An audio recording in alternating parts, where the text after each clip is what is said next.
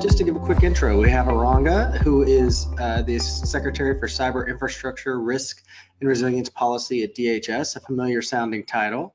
You have the Honorable Sue Gordon, who is here, who really needs no introduction, but her work as PD&I was amazing, as well as a lot of the other chapters that she brings strength on. And then we have Teresa Shea, who brings a great insight across the IC and others, but the strength at NSA.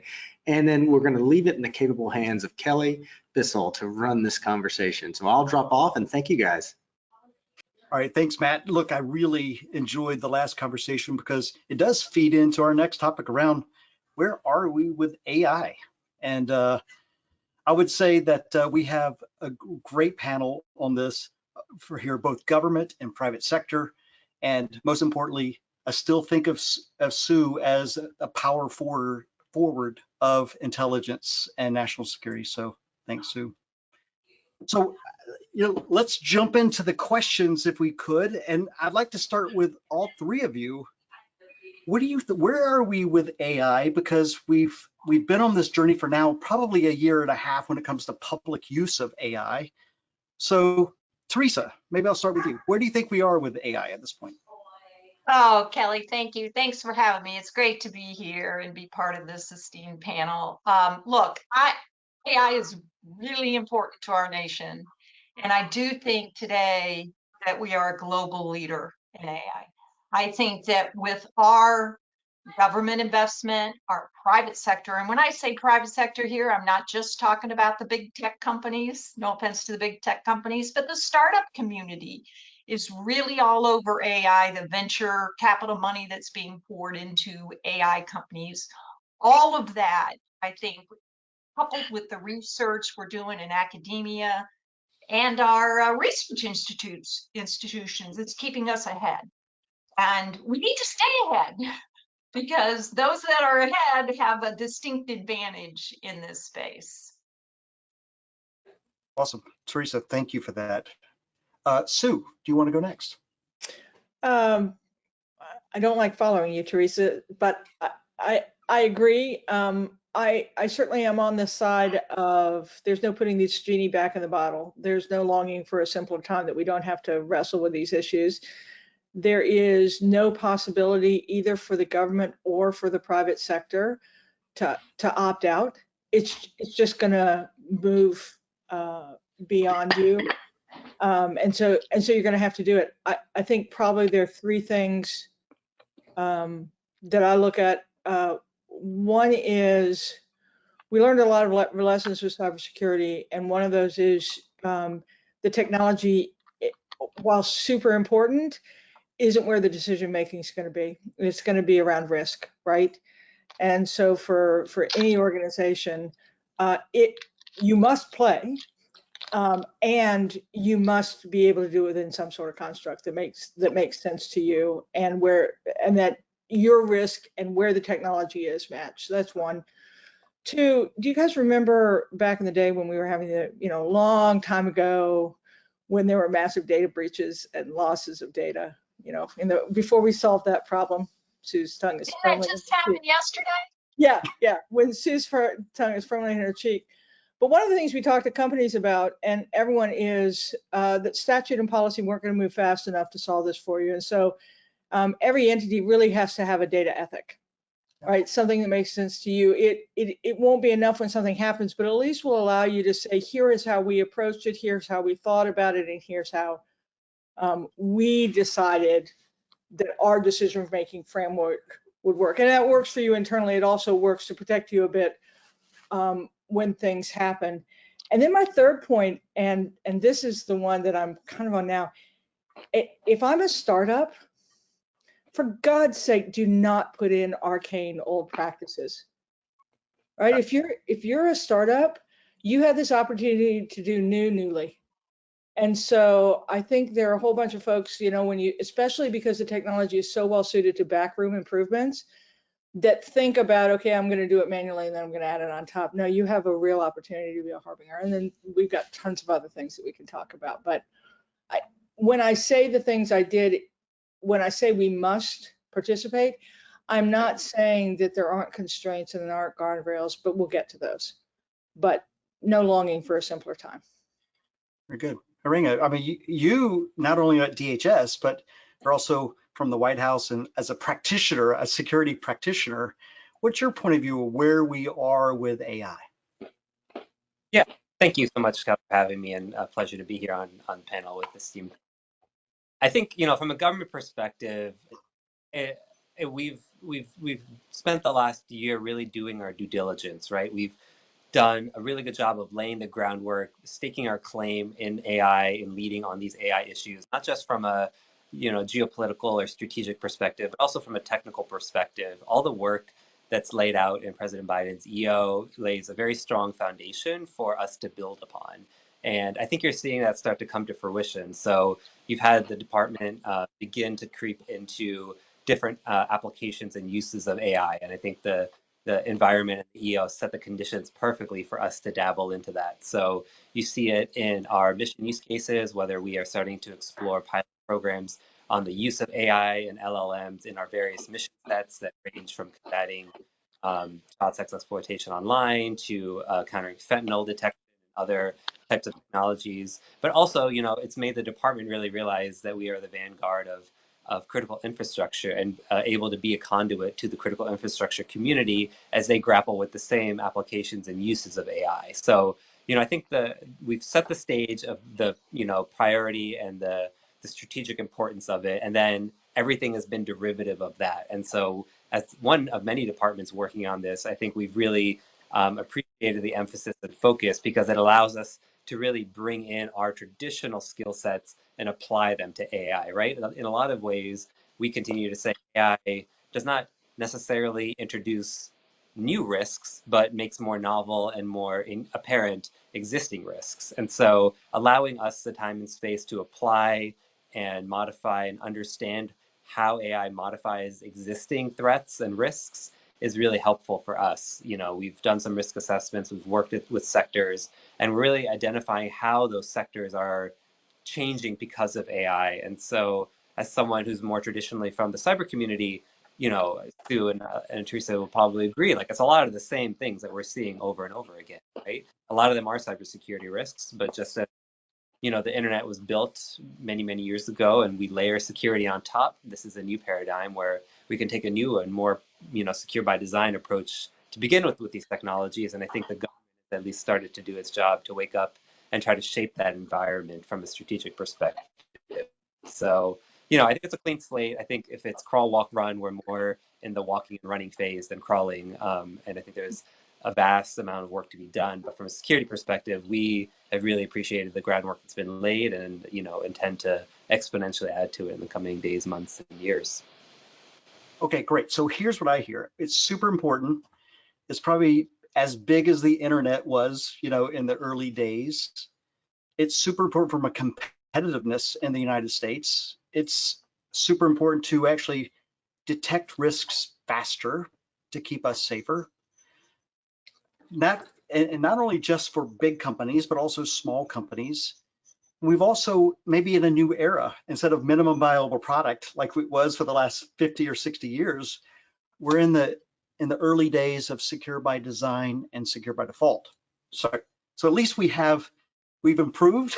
So as we move forward with AI, what have you seen around what's the good and the bad of AI? So what can we learn at this point? So maybe I'll stay with you, Iranga, around what have you seen? Because you get to see across the United States in a wide swath. So tell me what you've learned as far as the good and the bad.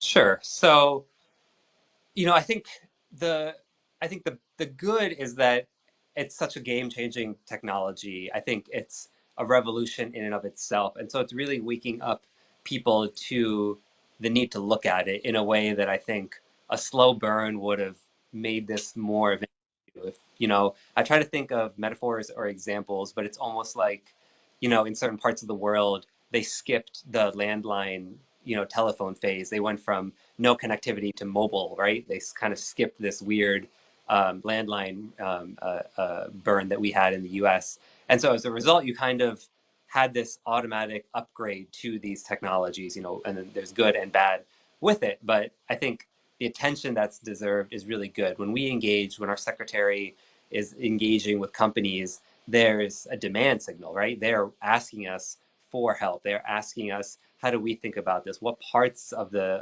ecosystem should we be thinking about? And we cannot think of this purely in a security paradigm. We need to acknowledge the benefits that AI is going to be bringing from a human resource, from an efficiency perspective, from a accuracy perspective, all the benefits that the economy and the security world, right? When you talk about automating security and automating tasks and being able to more nimbly identify security risks, I think those positives, outweigh the negatives right now. So we're really excited about being able to be a test case within the department to show the power of AI in doing better, surveillance of, of goods and cargo, or identifying, license plates of law enforcement needs, and sifting through big swaths of data and really being able to leverage technologies for the array of missions that DHS has to cover. And so we want to be an exemplar of how that's used, and we've already seen the demand from industry and critical infrastructure to ask, how should we be thinking about this? Is it a full stack issue? Do I need to be, involved in the development of these things, or do I just need to know how to securely deploy those things? So it's opening up conversations because they're so curious. And maybe that's a good segue to talk about what the bad is that I think there could be some, over eagerness to adopt some of these technologies. We don't want, just as we want industry to not to be first to market, but first to secure. I think there's a need or demand from some of these critical infrastructure operators that feel like they must use it, right? And if they're not leveraging or securing these technologies in a way that is appropriate, you're going to have things like potentially data leakage or data loss, or not understanding, what the guardrails might be. So, I think there's some risk of early adoption, immature and premature adoption. But I think that's going to be few and far in between. And then likewise, to my point earlier, I think the bad is if there is an existing risk, AI is kind of, going to put it potentially on steroids, expand it, make it even harder, whether that's the accuracy of English language and a phishing email, or, what a deepfake video or audio sounds like. So those are all amplified as well. But I'll turn it over to my colleagues here. Excellent. Teresa, maybe we'll start with you. I mean, because you've seen both, at the NSA, as well as your role in Incatel, and as a board director, what are you seeing as far as the good and the bad around AI? Yeah, Kelly, first of all, I think Iranga really hit the points really well. And I would just add maybe a couple of additional thoughts. And it's a dual use technology, like most technologies, right? It has both the good and the bad.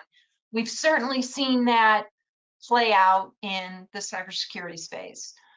It's about the speed that it's bringing to both the defender and the attacker. And when the defense is able to use it, that's kind of the good that comes out of that, is they're able to do better defense faster and maybe stop those threats or identify who the culprits are, et cetera. And the bad is, as Iranga was saying, that the attackers are using this tool too, and they're using it with phishing, improving their phishing emails, and they're using it to be able to change code in attacks to get around those security protections, et cetera. Well, I think when you think about the bad, you think about those risks, and we've talked about some of them, but the bias that can occur in the models if your data is not completely pristine that you use, and data can be manipulated, it can be mislabeled, it can be poisoned. You have the adversarial AI attacks, which we've seen a lot of, autonomous systems, especially our autonomous cars, and the lack of explainability. It's hard to stand. It's hard to stand in front of a judge and explain an answer that you're getting from AI, right? I mean, you need to be able to explain how you came up with the answer in some cases. And then, the privacy concerns. Let's pause for a moment. Think about use of data, big data, to train these models. Data often contains personal information, and so there's always going to be privacy concerns, and how do you protect one's privacy? But the good, this could have huge impact on our big issues, our national security, in the intelligence space, being able to do open source analysis, being able to do analysis in languages much faster, multilingual approaches, if you will. Think about what we're seeing in Ukraine and Russia with how they're using AI in weapon systems. And so that's going to dramatically change that space. And I just, across every sector, you could probably come up with an example: healthcare, diagnostics, finance, fraud detection, etc., that is where AI can make a difference for the better. Look, I'm with you 100%. I mean, on the business side, it can help us solve complex problems much faster, especially with the large data sets. But there are always two sides of that coin, as we know. And you know, Sue's seen a lot of bad things in the world. So what do you think the good and the bad are? Yeah, so I think my colleagues have hit the good really well. I think the prospect of heretofore intractable problems that become tractable with this technology is really exciting. Healthcare is one. I'm going to say third-party risk management, where that is just so phenomenally manual that there's no way our humans with questionnaires are ever going to get a hold of that. And I can imagine that being done for our own intelligence community.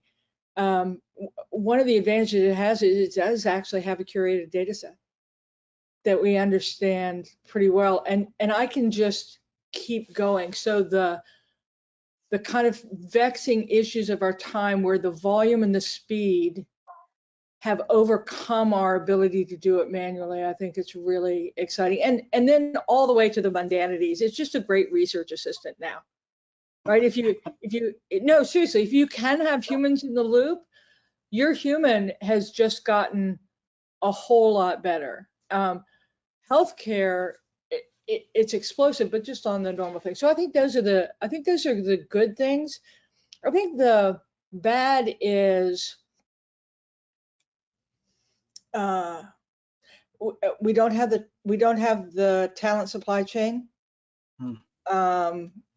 within organizations to be able to do all the critical decisions making, notwithstanding all the really good things that are happening on the policy and the security and the standards front. It is still a new enough technology that the risks and the understanding are application dependent. I think we have kind of a supply chain problem that'll be overcome, but we do have it. I think another is kind of the bad is some of the things that could most benefit from it are ones where uncertainty is already a part of the decision making.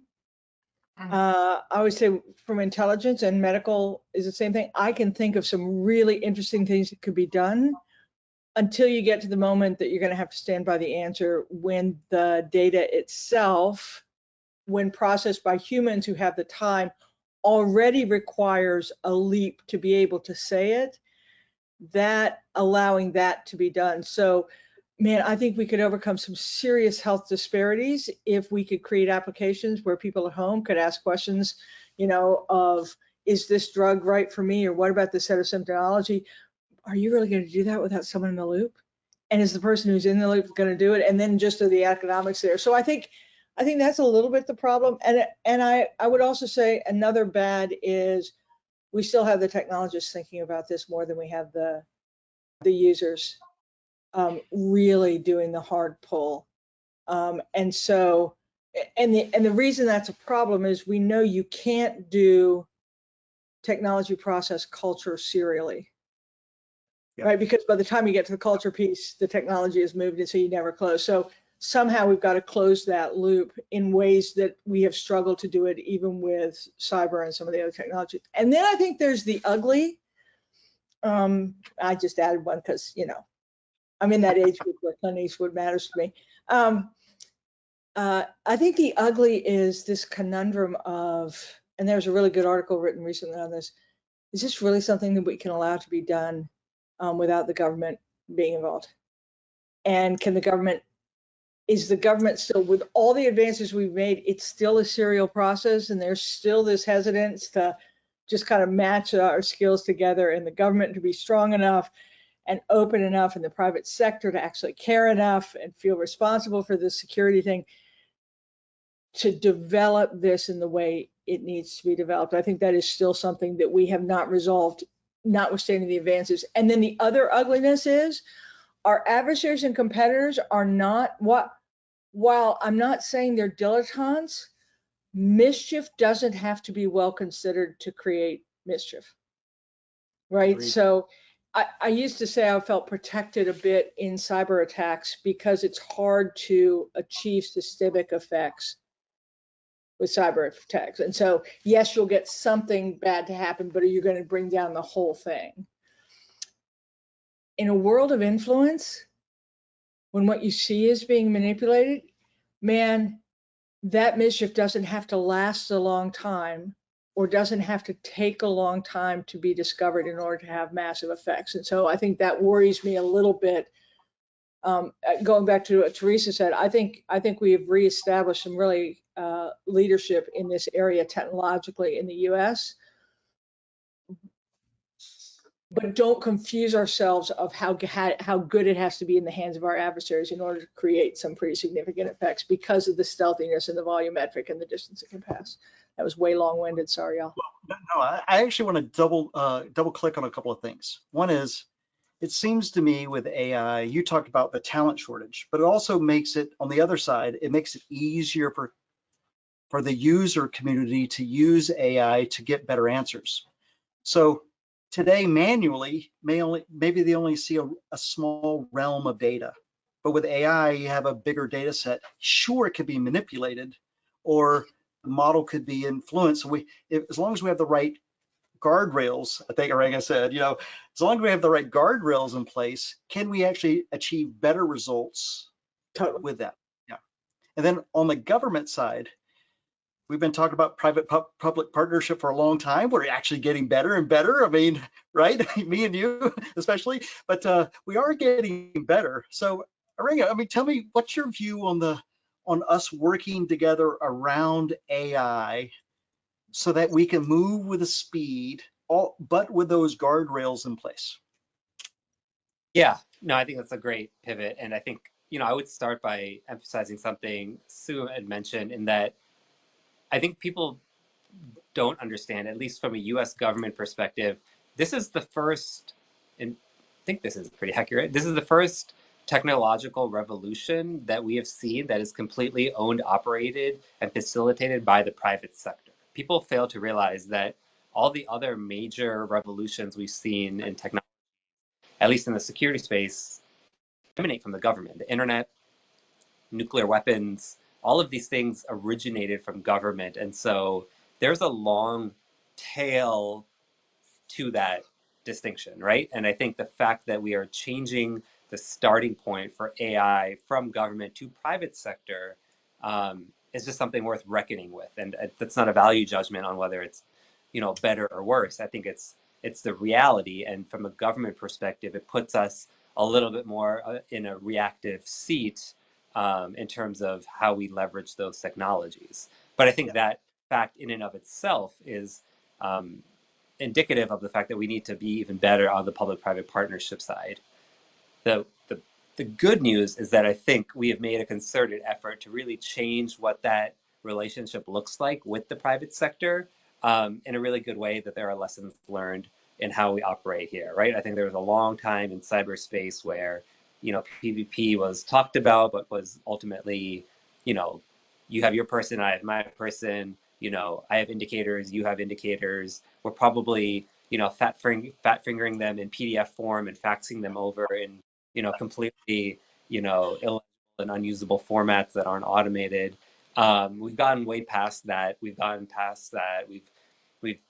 done joint collaboration. We've done joint campaign planning. We've done, massive shifts that Sue knows about, declassification of information in order to facilitate private sector decision-making and threat calculus. So I think all of these tools that already exist in government can be expanded and honed to leverage for public-private partnerships, right? I know one thing at the department here, the secretary is very proud of coming out of the EO is this AI safety and security board that he stood up. And if you look at it, it's made up of 20 plus leaders in AI. But if you look at it, we were thinking about it in a really unique context where we've put tech companies and AI leaders on there, but we've also put the mayor of a town, the governor of a state. We've put civil rights and privacy leaders on that. We've put critical infrastructure owners and operators. So we've tried to learn and build from the lessons of how we engage with not just the private sector and not just the tech sector, but writ large. That's stakeholders in the state and local community and critical infrastructure, civil liberties. Like, we've tried to bring it all together. And I think it's a really good example of how we can have candid and frank conversations, but then also get to work, sit at the table, and jointly do things as opposed to have this transactional relationship. So I think that should be the basis of it. I think there are some hubs that are, opening up. Hopefully the private sector, is clear, and that there's some inroads, whether it's at DHS or commerce that, based on what you're trying to do, there's some hubs emerging, and we're going to leverage those to be more than just passive partners, but really engaging proactive partners with each other to try to get some stuff done. Got it. And Teresa, you've been on both sides, on the private, public, and on the innovation side. What's your view? Do we have the right mechanism to work together on both sides to move thoughtfully and pragmatically through this AI innovation or evolution? Yeah, so Kelly, look, there's a couple things I think we got to keep in mind at the beginning. When you're implementing AI, it's not free, right? There's a cost associated to implementing AI in whatever you're trying to achieve. It's not just an operational cost, but let's talk about, to Sue's point, people. The people matter, and there's a lot of fear in people out there today worried about losing their jobs, for example, and just this robots taking over kind of panic going on. And, we have to recognize that and train and upskill our people first and foremost, and keep them trained and upskilled. So, let's put that out there first. And then when we talk about these guardrails, safety first, safety always, build that in. We learned this in cybersecurity, perhaps the hard way, that we need to build security and safety in from the design stage. So thinking through that strategically and getting that built in. Iranga talked a lot about what the Secretary is doing. I was pleased to see that the bipartisan Senate AI Committee report roadmap on policy did call out the need for example, NIST standards in the NIST framework, similar to the work that they have done in cybersecurity, although NIST is quite underfunded today. But also recognition, and we have an election coming up, and there's been elections worldwide. The use of AI in deep fakes has gotten better and better, and we need to do something about that. So the federal government has their toolbox, and they use the tools in their toolbox, regulation, for example, laws, et cetera. And I do think, that we haven't thought that through enough yet, and there's not enough unity here in this space, but we're getting there. All right. Okay. Well, you brought up the word of deep fakes, and so I do want to tackle this because we have seen the good of AI, and we have seen the use of bad AI. And deepfakes is one of those, and disinformation. And so the question I have is, are we in a little bit of an arms race between the good and the bad, using this technology for good and bad? And so the most basic question I have is, should we move faster? How do we move faster with better adoption, but with the guardrails that we've talked about? And maybe I'll start with Sue. So Sue, what do you think we are as far as that deep fake side and disinformation and the bad use of AI? Great time to be asking that question. We have an upcoming election, and here's the way I'd answer the election security question. And Iranga's going, "Oh my God, you're so distant." I hope she doesn't screw this up, but I'm going to try it anyway. From an actual process security perspective, of our elections, the distance that has been traveled since 2016, largely through DHS and SISTA, is with industrial partners and with state and locals, is absolutely remarkable. I would say from a straight up integrity of the election process itself, the chance of meaningful activity, systemic, is 2, and Slim just walked out the door. That said, that doesn't mean relax and rest or anything like that, but I'm just saying that just looking at the work that's been done and the partnership that's been effective. Yeah. The obverse of that is I'm so worried about influence. In part because we know that it is a tool of our adversaries and competitors. Yeah. We've seen it. We saw it most recently in the Hamas attack on Israel and all the things surrounding that, how much influence was a part immediately of global management, much to our chagrin. And it's so difficult to counter given the environment we have right now where our institutions aren't trusted. Yeah. And so I think it's against that backdrop where we know that the intention to undermine free and open societies is prevalent. We know that and this is global, this isn't just ours. You look at the elections in Europe, this is, there's just a mistrust that makes it hard to have systemic resilience. And despite all the good work of the private sector, this is not what they're focused on right now. As a matter of fact, many of them are keeping their head down because they don't want to get into the fray. It would not take much to create a deep fake of someone saying something that would have a significant effect. Yeah. If I could do anything right now, I'd probably launch a The More You Know campaign on TV for the public, because what we do know is that and we learned this in Taiwan, we learned this in Ukraine. If you're expecting it, you can counter it.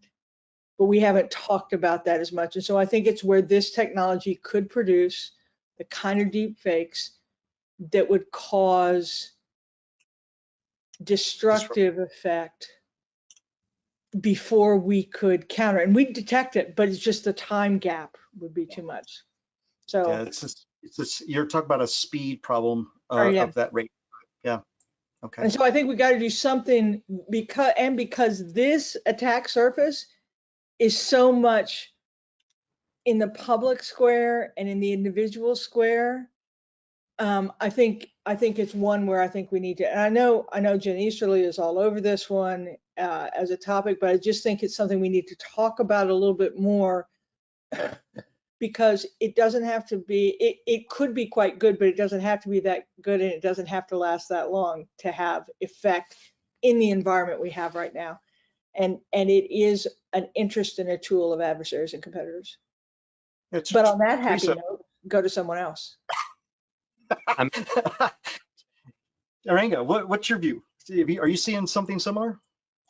Yeah, well, first I would start by saying, any security observations Sue has on our election security are obviously taken with the utmost respect. Her visibility here, in or out of government, a lot of expertise there. I think she's hit the right points. I think the one thing I would emphasize is just the way the administration and execution of elections are a state and local issue. We're also going to have to do a lot of work to make sure that state and local officials are aware of foreign influence activities, right? I think they are the ones that are considered the effective communicators. They are the authoritative voice when citizens are looking for information about elections. It's not really the feds that are going to have an authoritative voice. Certainly, for the right form line influence threat, we would, identify, intelligence collection and try our best to communicate out what those threats are. But understanding at the local level and having state and locals understand not just the risks, but how to actually deal with those, right? And those are more simple things, right? Our state and local election officials armed with how to have a communications plan. Do they have platforms and websites available to put out accurate information, receive questions? Do they have an understanding of tools and resources about, how to build how to have contingencies, how to have, connections with their local FBI field office or their local CISA rep? I think short of, the actual, potential for a deep fake that can influence an election, there is a whole series of things that can mitigate the impact of that regardless of how it happens. And that's going to be a lot of train the trainer, a lot of, education to state and local officials about, how to communicate the accuracy of elections and election results, especially in the face of foreign malign influence. So, that's one place that we've been focused as a resource to empower state and locals on this issue.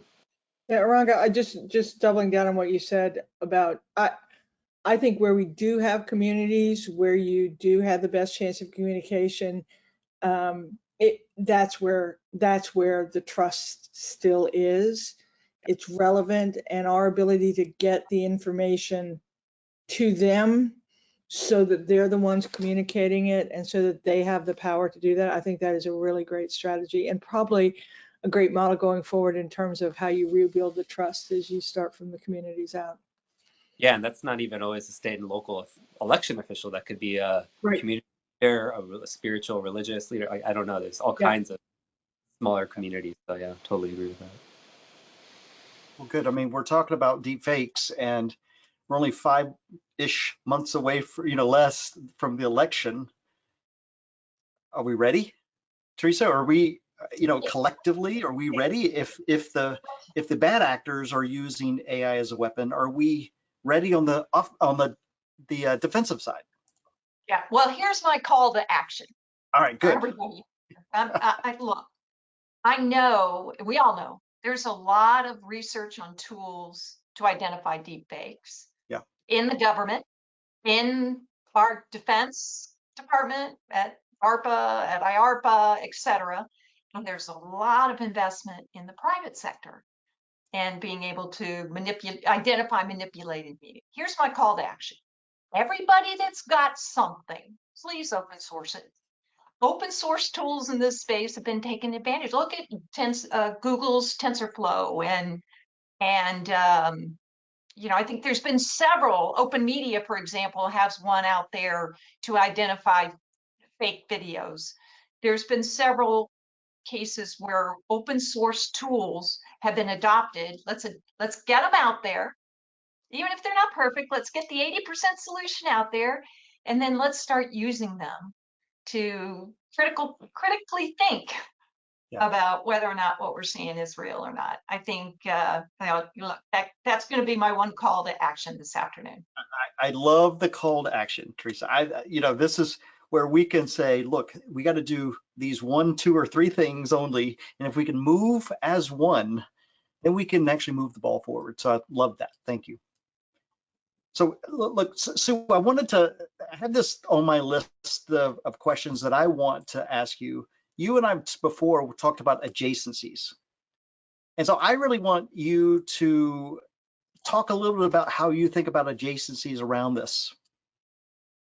So we've talked about, thanks, Kelly. We've mentioned a lot of them today, getting mission leaders, not just making the technologists that are doing a leap, talking about an ethical framework, all those are all really important, getting the government, whether it's internal governance or government involved.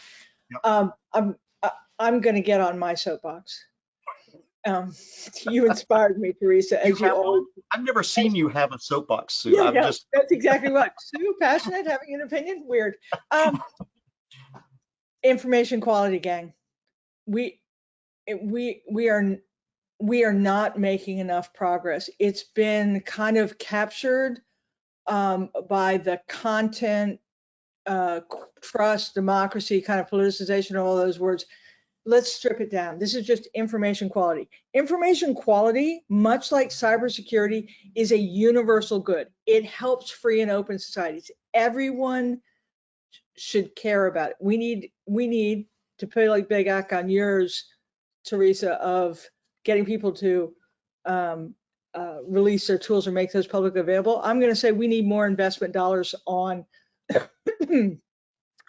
technologies and systems that are predicated on the idea of information quality. I mean, I love that OpenAI and Apple are partnering. I'm not thrilled when they say, and it'll protect your data. Really? Neat, right? So I mean, good, but show me. There are so many information issues today that are information quality issues that have nothing to do with influence. The Boeing Max was an information quality issue.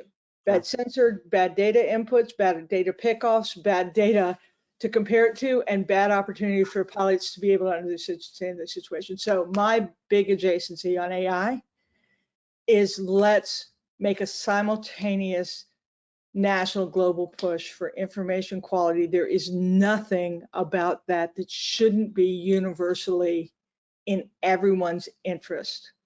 There you go. Great. Love it, because it does influence how AI goes. So it does.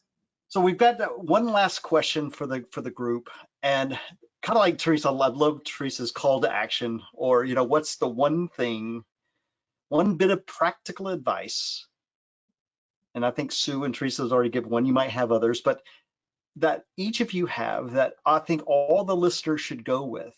So what's the one bit of practical advice that everybody that's on the call pursuing AI should think about and move with? Okay. So I'll start with Iranga first. That way I'll give Teresa and Sue a chance to see if they come up with another, okay? And put on the spot. I think one big thing, and I've tried to live this mantra, if you're in a position of thinking about it and implementing or influencing either policy or decisions about AI, just use it. I think there is a dearth of people actually using the technology. I think there are harmless ways to use it in your personal or professional life that really just acclimate you to it. I think the biggest void policymakers can do is make policy on technology that, I don't expect anyone to go out there and understand, what the model weights of an LLM are, but like you should be able to dabble with it, and you should be able to understand generative AI, what the limits are, really understand what it can be used for, because I think the engagement with it and usage alone just allowed you to open up your mind about what the possibilities are, both positive and negative, and then the downstream effects of it, right? I think for people, the novel technology, it's hard to physically imagine what the bounds are for anyone. And so I think just getting yourself on it, using it, will empower you in a way that opens up more questions, but I think makes you a more capable, for me at least, policymaker around it. So that's just one practical. Love it. So learn it, explore it, of how you might be able to use it so you can apply it well. Love that. All right. Thank you, Iranga. Teresa, do you have any other call to action for us? Yeah, no, I think we've hit very well upon the ones, just kind of to the previous points, people, and it is vulnerable and not always right. Agreed. All right, so be skeptical, like trust but verify, as we would say, right? Okay. Sue, any last words of wisdom before we hand it over to the next? Okay, I certainly have last words. The wisdom piece could be difficult. Yeah. So I have two. One is, and this is on the opportunity side, every entity should be thinking two thoughts right now.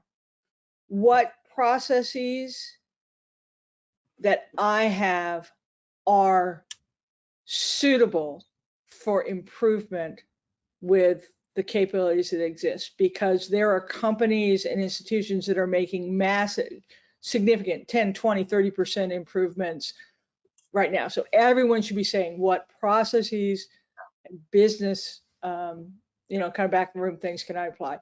And then the second is, what part of my business is going to be changed forever when this technology becomes present? And think about that. And if that means you're not in the right business anymore, then get out of that business. Or if it means that you're going to have more competitors to do that. So that's the opportunistic side.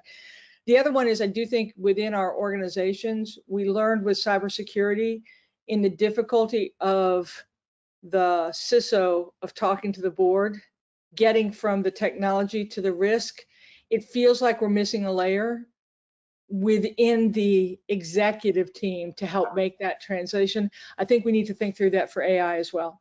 Maybe needs to be a translator within the organizational construct of the executive leadership teams. I agree. So Suzanne, here's what I've heard. I've heard it's super valuable. It's moving fast, both by the good and the bad. So we got to jump in and learn as best we can, but thoughtfully so. We have programs like NIST, and CISA has put together guidelines in the U.S. Strategy around cybersecurity and AI. So I think there's a lot of things that we can do to move forward, but we got to move fast. We got to jump in, otherwise we're being left behind. 100% Kelly, I think you nailed it. I think that's really what gives everybody anxiety around AI. There's hope and promise, but realistically a lot of anxiety around it. And I think you all captured a lot of that during this conversation, which was phenomenal, by the way. If I can have you guys just all stay here for 1 second, I'm going to do something a little off script here and invite Deborah Plunkett, who's moderating our next session, to go ahead and turn her camera on, as well as Gary Korn, who's joining us, and let's see, Michael Kaiser, because I just want everybody for just a moment who's watching to understand the depth of expertise on the screen right now. You brought up toward the end of the conversation, Kelly, you know, the idea of deep fakes and disinformation, and that's what we're going to be talking about next as a nice sort of transition. But I just wanted to take one quick moment while everybody's here to let you know that I also, from the Cipher Brief perspective, feel it's critically important to educate people about what disinformation is. So I'm going to take 1 second to try to just get everyone to Google the Cipher Brief and disinformation, because we put out a public service video that the National Association of Broadcasters posted to their website because they thought it was so fantastic. It's won 2 Telly Awards for just recently, actually, within the last couple of weeks, for what it's trying to do and educating people on what it is. So if you like it, I hope you'll also share it with all the folks who follow you all, because you have such a strong voice on this. And I just want to do a quick shout out to the Honorable Ellen McCarthy as well, who really helped on this, and Teresa Smetzer. It was sort of a coming together of people from different parts of the community to try to do a public service announcement that would at least educate people. And once we're there, I think we can get to a lot of the recommendations that this last panel made. And with that, I really want to thank you, Kelly Bissell. Just phenomenal job moderating this conversation. Iranga Kahangama, it's nice to see you again. Thank you for taking part from DHS. Teresa, Shea, and Sue Gordon. I mean, I'm in complete awe. I always learn something. And I've known both of you for like 10 years. So either I'm really stupid or you're really smart, but I always learn something listening to you on these things. And it's inspiring. And I think it's really important to inspire people and not just talk. So thank you all for just a phenomenal job. I'm going to turn it over